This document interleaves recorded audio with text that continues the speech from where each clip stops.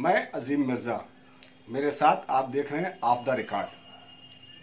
आज से लगभग 1.5 दशक पूर्व मैं नेपाल में जब माओवाद काफ़ी फैला हुआ था, उस समय हमारे संस्थान ने आदेश दिया कि इसके ऊपर एक स्टोरी करके लाइए। मैं काफ़ी दिनों वहाँ रहा और काफ़ी पहाड़ों पर गया, कुछ पथरीले रास्तों पर भी मैंने सफ़र किया। उस दौरान मुझे होटल में एक व्यक्ति मिला जो यारसा गुम्बा नाम की एक जड़ी खोद कर लेके आया था। मेरे लिए ये नाम बड़ा आश्चर्य का था।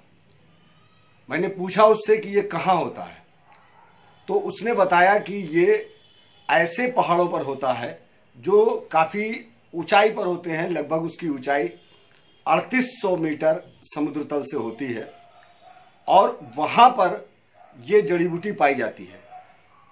पूरी तौर से बर्फीले पहाड़ों के नीचे जो तलहटी होती हैं उसमें एक फंगस होती है और उस फंगस से एक बूटी पैदा होती है जिसको यारसा गुम्बा कहते हैं।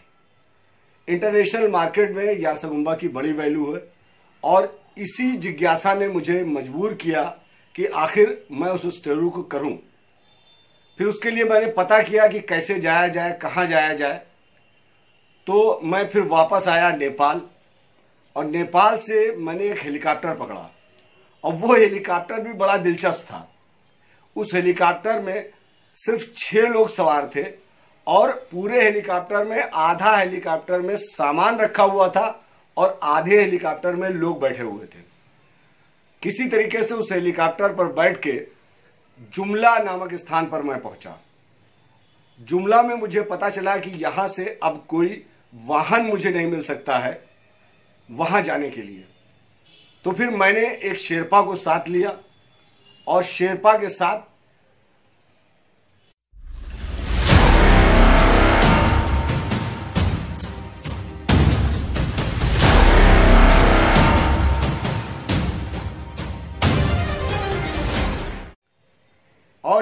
साथ मैं मनांग के लिए निकल गया। काफी कठिन रास्ता था। मैं जब वहां से सफर करके आया और वहां गया तो कुछ जगहें ऐसी थीं जिनको आपसे मैं बता नहीं सकता हूं कि बैठकर 2 कदम आगे बढ़ना पड़ता था। खड़े खड़े आप चल नहीं सकते हैं और पूरा जोर आपके अंगूठों पर पड़ रहा था। इस बात का अंदाजा आप इससे लगा सकते हैं कि वो रास्ते कैसे थे, क्योंकि जब उस सफर से मैं लौट के आया तो मेरे दोनों पैर के नाखून जो थे वो नीले पड़ गए थे और नीले पड़ जाने के बाद कुछ दिन के बाद वो झड़ गए थे। लेकिन मुझे खुशी इस बात की थी कि मैं उस स्थान पर पहुंच गया था जहां यारसा गुम्बा पैदा होता है। यारसा गुम्बा बर्फ में कुछ लोग एक नुकीला सामान रखे रहते हैं, नोकदार, जिससे खोद खोद के ये जड़ी को निकालते हैं। ये जड़ी लगभग 2 इंच की होती है और ये कई रोगों में बहुत काम आती है।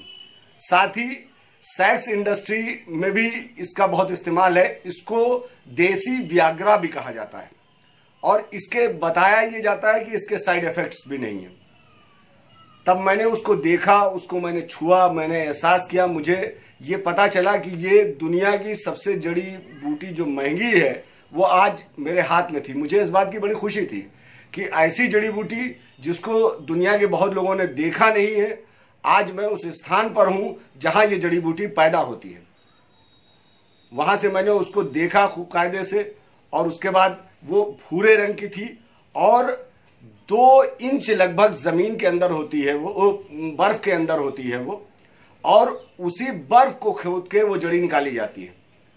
आमतौर पर पहले एक आदमी 100 जड़ी बूटी वो निकाल लेता था और उसको एक जड़ी बूटी के 25 रुपए मिलते थे।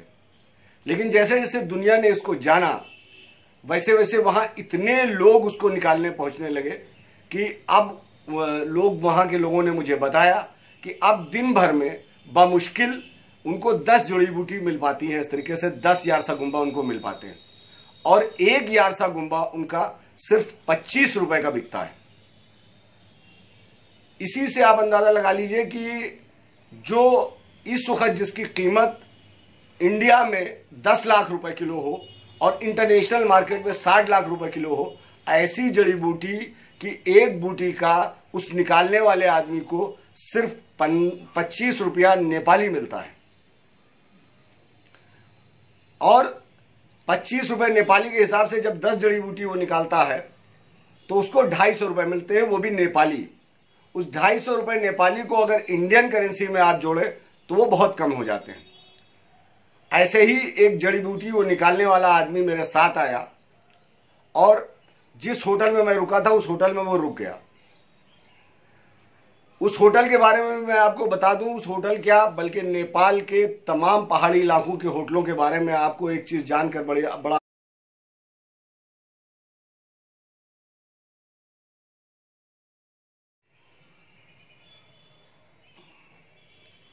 नेपाल के पहाड़ी इलाकों में जो होटल हैं उसमें खाने का पैसा तो पड़ता है लेकिन रुकने का कोई पैसा नहीं पड़ता है। और जिस छोटे से होटल में मैं रुका था उस होटल में खाने का पैसा भारतीय करेंसी के हिसाब से सिर्फ 30 रुपए था। लेकिन वो यारसा गुम्बा जड़ी बूटी निकालने वाले लोग वो 30 रुपया भी देने में असमर्थ थे, क्योंकि अभी वो जड़ी बूटी निकाल के लेके आए थे, उनकी बिकी नहीं थी और वो खुद जाती तौर पर बहुत गरीब थे। तो उन्होंने होटल वाले से ये कहा कि 2 किलो आलू उबाल दो। उसने 2 किलो आलू उनको उबाल कर दे दिया, जिसके उसने 20 रुपए लिए और उस आलू के साथ नमक को लेकर और उन दोनों लोगों ने जो उस जड़ी बूटी को निकालते थे वो आलू खाकर और रात में सो गए। इससे अंदाजा लगाया जा सकता है कि जो जड़ी बूटी पूरी दुनिया में तहलका मचाए हुए है उसको निकालने वालों के हालात कैसे हैं। बहरहाल मुझे बड़ा अफसोस भी हुआ उन लोगों पर कि जो दुनिया को बेशकीमती चीज दे रहे हैं उनकी जिंदगी खुद काफी दूभर है, उनकी जिंदगी खुद ऐसी है कि उनका जीवन यापन करना मुश्किल है। और उनके पास मैंने देखी 100-200 जड़ी बूटियां थीं और उसके बाद फिर मेरा सफ़र वहाँ से चालू हुआ और वहाँ से मैंने ये तय किया, चूँकि वापसी में मुझे कोई हेलीकॉप्टर भी नहीं मिल पाया, तो वहाँ तक आने के बाद फिर ये तय हुआ कि अब जुमला से भी मुझे पैदल जाना है। जुमला से मुगू मैं जाऊँगा, मुगू में जाने के बाद मुझे कोई सवारी मिल जाएगी। तो वहाँ से जुमला से फिर मैं मुगू आया, मुगू से टूनी बगर आया। टूनी बगर में मेरे साथ एक हादसा हो गया, क्योंकि लोगों ने कुछ फीडबैक माओवादियों को दिया कि कोई बाहरी आदमी होटल में आके रुका हुआ है और माओवादियों ने आकर मुझे घेर लिया और मुझे अपने साथ चलने को कहा। मैंने उनको बताया कि मैं पत्रकार हूं और यहाँ स्टोरी करने आया हूं, लेकिन उन्होंने मेरी एक बात भी नहीं मानी कि आप पत्रकार हैं। वो मुझको मेरे साथ ले गए और उसके बाद मैंने मेरे पास जो मेरे आई कार्ड वगैरह थे वो मैंने दिखाए, मैंने अपनी आइडेंटिटी दिखाई, लेकिन उन्होंने करीब करीब 12 घंटे मुझे रोक रखा। 12 घंटे में शायद ऐसा मुझे महसूस हुआ कि उन्होंने मेरे बारे में पता लगाने की कोशिश की। उनके पास काफ़ी अच्छा नेटवर्क था उस इलाके में, जहां आमतौर पर टेलीफोन मिलना मुश्किल था, उस इलाके में उनके पास सैटेलाइट फोन्स थे और वो उनके पास जो पूरा गैंग था उसमें काफ़ी आर्म्स भी थे। और वहाँ पर उन लोगों ने अपने सैटेलाइट फ़ोन से मेरे बारे में पता किया। जब उनको ये पता हो गया कि ये वाकई में पत्रकार हैं, तब उन्होंने मुझे छोड़ा और मैं फिर उसी होटल में आया। लेकिन अब जब मैं आता हूँ उस होटल में तो हालात काफ़ी बदल चुके थे, क्योंकि उन माओवादियों ने आके ये कह दिया था कि अब इनको कोई तकलीफ न होने पाए। तो उसके बाद से मेरे बहुत प्रयास करने के बाद उस होटल वाले ने मुझसे पैसे लिए, वरना वो मुझसे पैसा भी नहीं ले रहा था। और कई लोग तो मुझे ऐसे दिखाई दिए कि वो दूर से आते थे और मुझे दिखा के कि वो आदमी बैठा है, वो आपस में क्या बात करते थे, लेकिन पहचानवा के और चले जाते थे।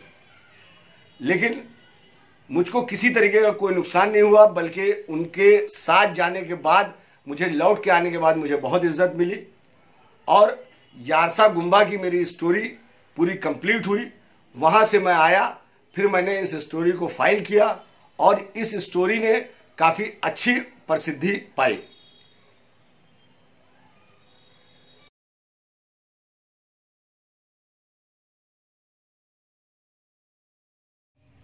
दरअसल यारसागुम्बा है क्या? यारसागुम्बा परजीवी फफूंद और कैटरपिलर इसके मिलन के बाद जो एक नया पौधा तैयार होता है उसे यारसागुम्बा कहते हैं। यारसागुम्बा आज पूरे विश्व में मशहूर है और इसके मशहूर होने का एक सबसे बड़ा सबब है कि ये एक प्रकार का देसी व्याग्रा है। और ये सिर्फ देसी व्याग्रा ही नहीं है, इससे आपका इम्यूनिटी सिस्टम बहुत स्ट्रांग होता है और इसको लेना भी बहुत आसान है। अगर आप दूध में यारसागुम्बा डाल दें तो वो आसानी से उसमें घुल जाता है, लेकिन इसको कोई व्यक्ति ज्यादा नहीं ले सकता है। ये जो लोग वर्जिश नहीं करते हैं वो सिर्फ हफ्ते में एक बार, और जो वर्जिश करते हैं वो हफ्ते में 2 बार ले सकते हैं। इसी से आप अंदाजा लगाइए कि ये कितना ताकतवर होता है। एक बार चीन के तमाम खिलाड़ियों ने बहुत अच्छा प्रदर्शन ओलंपिक में किया, तो फिर ये पता लगाया गया कि इस बार चीन के खिलाड़ियों ने ओलंपिक में इतना अच्छा प्रदर्शन कैसे किया। तो जो सच्चाई खुलकर सामने आई वो यही थी कि उन्होंने यारसागुम्बा का इस्तेमाल किया था। यारसागुम्बा आज बहुत दूर पहाड़ियों पर मिलता है। ये न सिर्फ हिमालय की तलहटी में बल्कि भारत के भी कुछ हिस्सों में पाया जाता है और नेपाल में इसके निकालने और इसका कारोबार करने के लिए तो छूट है, लेकिन भारत में इसके ऊपर प्रतिबंध लगा है। भारत ना तो इसका व्यापार कर सकता है और ना ही भारत में इसको निकाला जा सकता है। इसलिए नेपाल से ये पूरी दुनिया में जाता है।